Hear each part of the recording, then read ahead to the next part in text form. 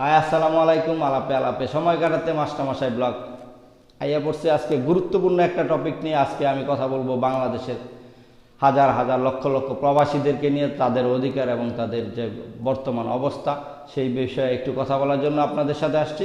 তো আপনারা অবশ্যই আমার ভিডিওটি যারা দেখতেছেন, পেজে দেখতেছেন, তারা অবশ্যই ফলো করে রাখবেন।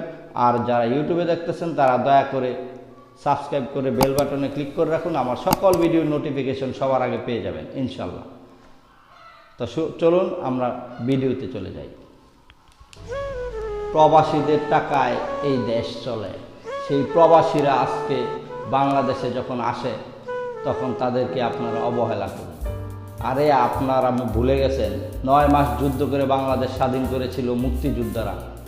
আর সেই স্বাধীন হওয়ার পর থেকে আজ পর্যন্ত বাংলাদেশের অর্থনীতিকে সচল রেখে আসছে বাংলাদেশের রেমিটেন্স যোদ্ধারা। প্রত্যেকটা প্রবাসী তাদের 9 মাসের যুদ্ধকে 9 বছরের যুদ্ধে রূপান্তরিত করে তারা জীবনের অধিকাংশ মূল্যবান সময়কে প্রবাসে রেখে তাদের পরিবারকে সুখে রাখার জন্য এবং তাদের দেশকে উন্নয়নের দ্বারপ্রান্তে নিয়ে যাওয়ার জন্য দিনরাত পরিশ্রম করে তারা বাংলাদেশে তাদের রিজার্ভ প্রেরণ করে, বাংলাদেশে রেমিটেন্স প্রেরণ করে, অর্থ প্রেরণ করে। আর সেই অর্থ দিয়ে আপনারা দেশের অর্থনীতিকে চালিত রাখেন।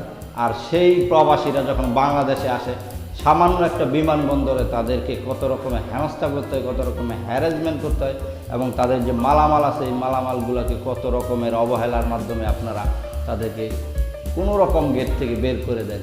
এই যে একটা অবস্থা করেন, আসলে আপনারা ভুলে গেছেন আপনাদের বেতন হয় এরকম রেমিটেন্স যোদ্ধা এবং বাংলাদেশের যারা গার্মেন্টস শিল্পী আছে এরকম হাজার হাজার শ্রমজীবীদের টাকায়। আপনাদের উচিত ছিল প্রত্যেকটা প্রবাসীর ব্যাগ লাগেজ মাথায় করে নিয়ে এসে তাদের গাড়িতে তুলে দেওয়া। কারণ আপনারা হয়তো ভুলে গেছেন তাদের টাকাই কিন্তু আপনাদের বেতন চলে।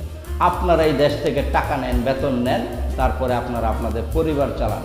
কিন্তু প্রত্যেকটা প্রবাসী রেমিটেন্স যোদ্ধারা তাদের শ্রম এবং ঘামের বিনিময়ে বিদেশ থেকে টাকা এনে বাংলাদেশের অর্থনীতিকে সাবলীল করছে এবং বাংলাদেশ অর্থনীতিকে সচল রাখছে। তারা প্রত্যেকটা রেমিটেন্স যোদ্ধারা তাদের নিজেদের জন্য যতটা কাজ করছে ততটাই কাজ করছে প্রত্যেকে তাদের দেশের জন্য। সুতরাং আপনারা এটা ভুলে গেছেন যে রেমিটেন্স যোদ্ধা কত মূল্যবান এবং তারা কতটা বাংলাদেশের জন্য গুরুত্বপূর্ণ, সেটা হয়তো আপনারা ভুলে গেছেন না। আরে আজকে যদি হাজার হাজার কোটি টাকা রেমিটেন্স আসা বন্ধ হয়ে যায়, বাংলাদেশের উন্নয়ন কোথায় গিয়ে দাঁড়াবে একবার চিন্তা করেন। আপনার বেতন কোথায় থেকে আসবে সেটাও চিন্তা করতে পারেন। অথচ আপনারা সেই প্রবাসীদেরকে মূল্যায়ন করেন না, অবহেলা করেন। তাই আপনাদেরকে বলে রাখছি, বাংলাদেশকে, বাংলাদেশের অর্থনীতিকে বাঁচাতে হলে তাদেরকে একটু মূল্যায়ন করুন, তাদের সকল কাজে সহযোগিতা করুন। তারা যখন দেশে আসে তারা যেন ভালোভাবে আপনাদের সেবায় খুশি হয় সেই চেষ্টা করুন। নিজের বিবেককে প্রশ্ন করুন যে তাদের জন্য আপনারা কি করতেছেন, তারা যে আপনাদের জন্য এত কিছু করতেছে। সেই প্রশ্ন বিবেককে করে তারপরে আপনি আপনার দায়িত্ব পালন করুন। অবশ্যই রেমিটেন্স যোদ্ধারা আপনাদেরকে আরও বেশি করে রেমিটেন্স দেবে, দেশকে এগিয়ে নিয়ে যাবে